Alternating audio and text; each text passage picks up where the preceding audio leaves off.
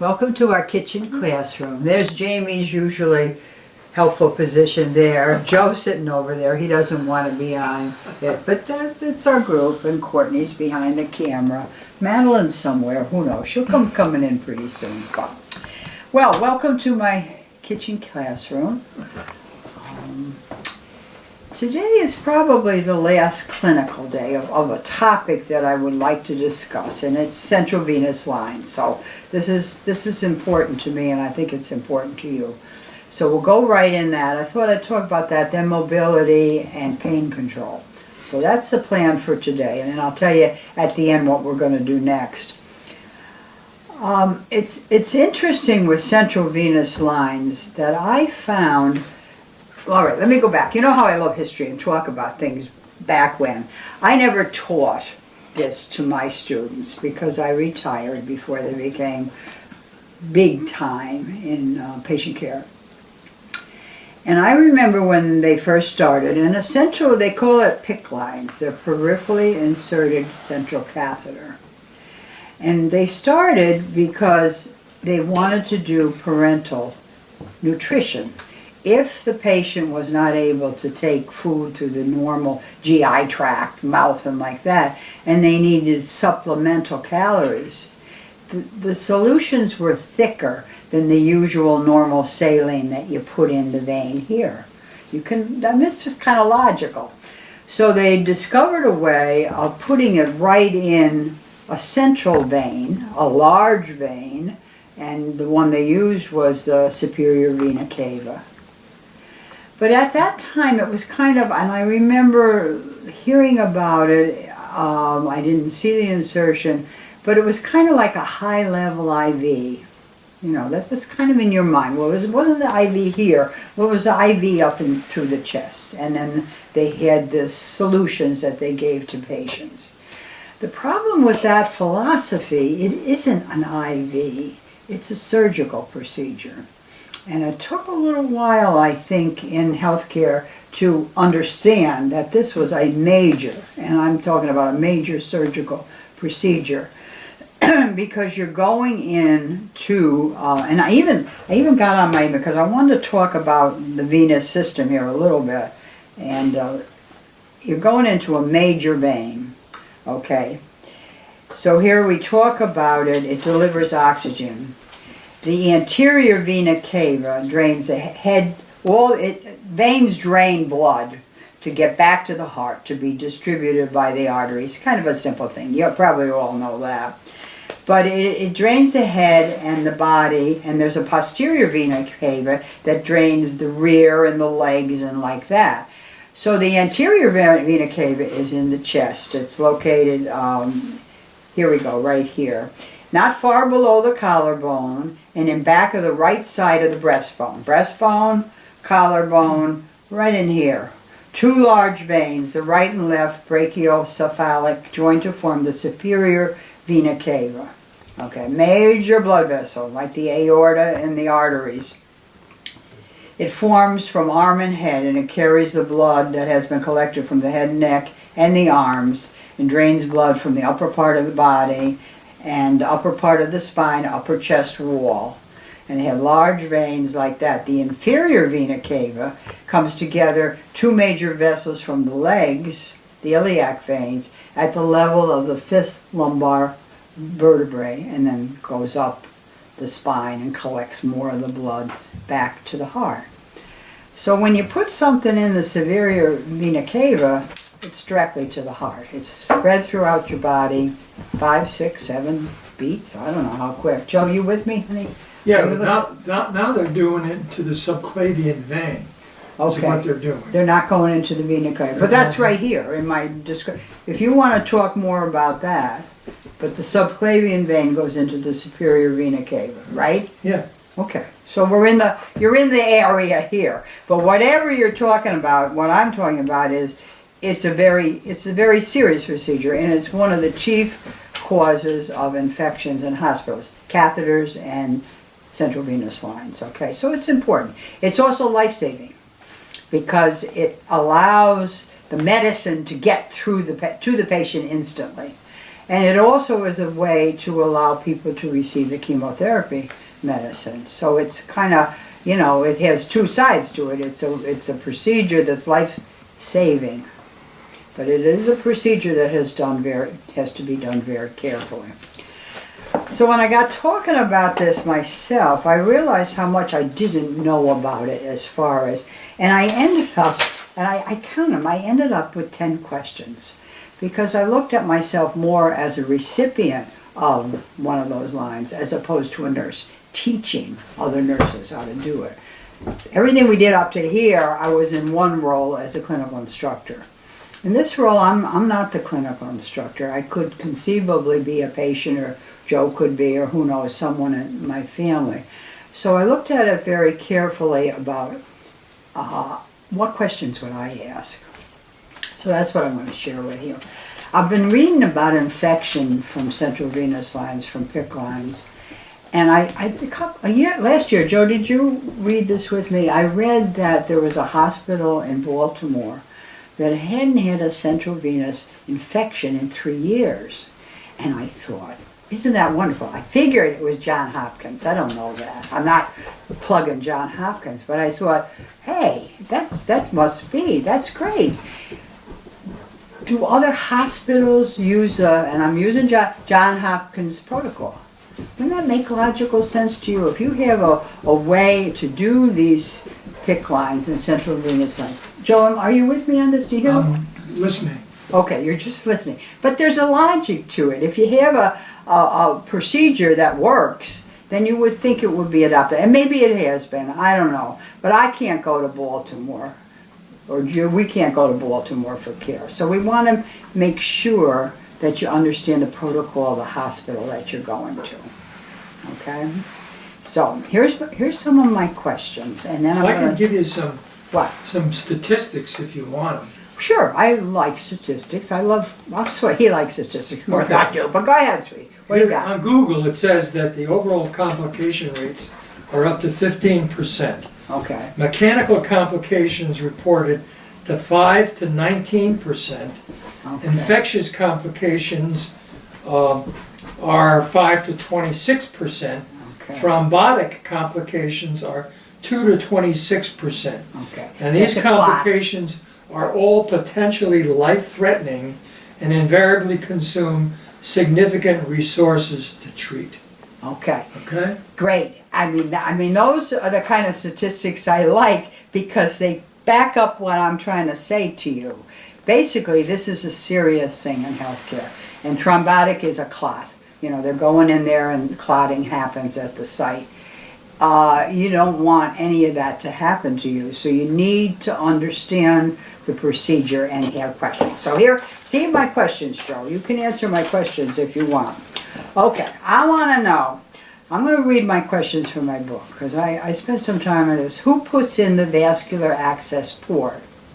Is it an intern who may have only done a few insertions? Is it an IV team that has been trained to do the procedure?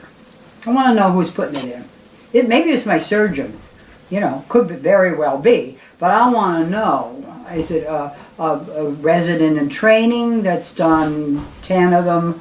Is it a team that does 5 a day? I want to know. And what is their training too, okay? Does your surgeon insert the device? Possible. Then I want to know, where is the procedure done? Is it done in the operating room, at the bedside, or in a designated surgical suite on the unit? Don't you think that's important to know, Joe? Yeah. Because I don't know where it's done routinely in each hospital. And it may vary from hospital to hospital. I don't know that, but I want to know. I want to know because I want the sterile procedure, okay? Does the hospital have a printed protocol for the use of central lines? I'd like to see it. It's my body or Joe's body. I want to see what their protocol is, okay? What is the infection rate for central venous lines in this hospital? Now remember, I'm talking about questions asked before the hospitalization, but this is one I want to know. If I have a choice of hospitals, I want to know what the central venous the infection rate is. Okay, how long will the device be in? Reasonable question. Is it in for a certain length of time? Is it just in for a few days? Is it in just in the ICU? Is it in for extensive chemotherapy treatment? I want to know. How long is it in? Okay. What is the postoperative care of the implanted device? Remember, there's a port there. There's an external rubber type port that when solutions or IVs or medication, syringes, when anything is inserted, they clean it off with, a wipe. But I want to know what they do. What is the postoperative care of the implanted device? And then I want to know, do they check it for a local infection? I'm sure they do, but is there any redness or swelling around it? You got to know about that. When are the solutions added and how are they hung? Is it new tubing they put up all the time, or is they use the tubing? I mean, is it like a regular IV, or every time they go in, do they new? I can't answer that question, but I'm curious about that. I want to know. I want to know in the protocol.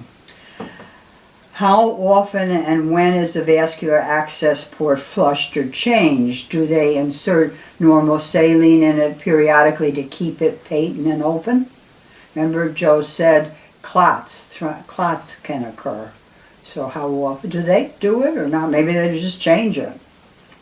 How often is the dressing changed and monitored for infection? Every 4 hours, every time the nurse comes in? I want to know that. Joe, other questions. What would you want to know? Say they were going to put a central venous line in me. Well, you want to know where they're going to put it in. Is it going to be the subclavian? Is it going to be the internal jugular? And who's going to do it? Okay. So a lot of times it's the house staff, but have they been sufficiently trained to do it? Okay. And what about the use of ultrasound? Does this hospital have the equipment where they can do these specialized ultrasounds and do it right at the bedside? And it'd be nice to know that. And do they use the ultrasound when they insert it or Yes. monitor it? Both, No, it's when they're inserting it, inserting Okay. the needle. But the problem is it has to do with at least the subclavian where it is that sometimes the anatomy doesn't allow the ultrasound to give you the good definition, but some of the newer ultrasounds do. So it all depends. How do they do it? So it'd be nice to know. Well, yeah. Courtney, questions? I know you're listening very intently here. What comes to mind? The printed protocol, really, like in general, is that something that you would ask for that you could almost receive and read? Is that something hospitals really would provide? Because that would be cool, because then you could hand that to whoever's sitting next to you and say, read this, like, let's talk about this. And I always feel better, you know what I mean? Yeah. That sort of knowledge, I think, would be like a huge... That's an excellent question. When do you get the protocol? And that brings me back to the first chapter of my book, which is, I think, I haven't spent a lot of time on it because remember I used a military model for it. So the first chapter is preparation for battle, which is basically you should ask these questions before you go in the hospital. And in choosing a hospital, you know what I mean? And I say from the beginning, your bridge group, your church group, your gardening group, I don't care, whatever group you belong to, your poker group, you should get together as a group. Maybe each senior citizens group should do this. That's a powerful group. Get together, and then basically what you do, in a certain sense, I do it creating a battle plan, identifying the enemy, illness, infection, securing allies, chain of command in the hospital, we talked about that, and choosing a battle site. And that's, I think, very important because it puts pressures on the hospital to provide you with their standards of care. What you're saying is very legitimate. What is your protocol for insertion of central venous lines? PICC lines. No, it's not a hard question, but it's a question that the public should ask ahead of time. Say you got 3 or 4 hospitals to choose from, that will help you, their response will help you have an idea of the kind of care they give and the attention to infections. So you're gonna, when your family has it, you gotta do it ahead of time, because when it happens, it's just so overwhelming when you end up in the hospital. So if you do it ahead of time, say you only have 1 hospital and where you are, you're in, I don't know, somewhere out and there's just 1 hospital you go to, you definitely have to ask them. And they may say, we don't put them in, we send you to the central trauma center or whatever. But that's information that you need to know. And that has to do with what I really believe in central venous lines. Joe, you're looking on the internet now. Is there anything else I'm leaving out of this? No, but they can Google on central venous lines and find all kinds of information about Okay. it. Yeah. Well, I think basically people are Googling all the time in healthcare. Sometimes that can be overwhelming. You could have too much information.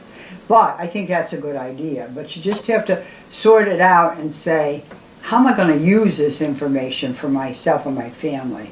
And I'm trying to give you the questions that are going to direct you to the right way to go with this. Okay, central venous lines. The other 2 things I kind of clinically I like to touch on is pain control. Now we all know there's an opioid crisis and it's terrible. It's awful. But you have to understand that in the hospital, pain control is very important. And that Dr. Joe, what do you when you take you're taught as a doctor that if you use narcotics in the hospital for 3 days, isn't that what was it? yeah, usually after 3 days is It's when addictive. you're most likely to get dependence. Okay. So, but there is that window of use of some shots in the Yes. hospital post-op. I'm talking about post-operative and with cancer patients and with procedures that are painful. And, you know, I think you need to understand that using those narcotics for acute pain is appropriate. Doctors controlled acute pain dosage and everything is appropriate. So I think we don't have to scare. What has turned into the terrible thing is the prescriptions when you're discharged for oxycodone for 30 pills with any number of refills. That has turned into our crisis, and it has to be handled. But if you don't get pain control, what's going to happen is you're not going to move. And the second part of your post-operative care anyway, you gotta move. Mobility is extremely important because you don't want to get a deep venous, DVD. They're going to have you cough and deep breathe. Very, very important that you do on a regular basis, cough and deep breathe. As a yoga instructor, Courtney, you know how much the flow of oxygen in and out is to your well-being and also to your physical health. So if you're in such pain from the operation and you don't want to take a deep breath and you don't want to get out of bed, that's counterproductive. So just recognize the fact that the nurse, and if they don't get you up, and not just up in a chair, there's ways of getting up and walking you carefully with walkers or supports, or, you don't want to get up and fall down. But you need to move, depending on your condition, I recognize there. But if your mother's in bed and she was operated on and she's just laying there and they haven't got her up, what do you say? What's your plan for getting my mother up, moving around? Is she up? And she's not just up and plopped in a chair for the rest of the day. She's up and she's moving. Maybe they'll do physical therapy. That would be good. Whatever the doctors order. But you have a right to ask what the mobility plan is. And if pain is interfering with it, then you need to talk with the doctor and the nurses about what you can do. So I just kind of wanted, anything else more about pain or mobility? I'm very much into mobility for patients, but I think it's extremely important.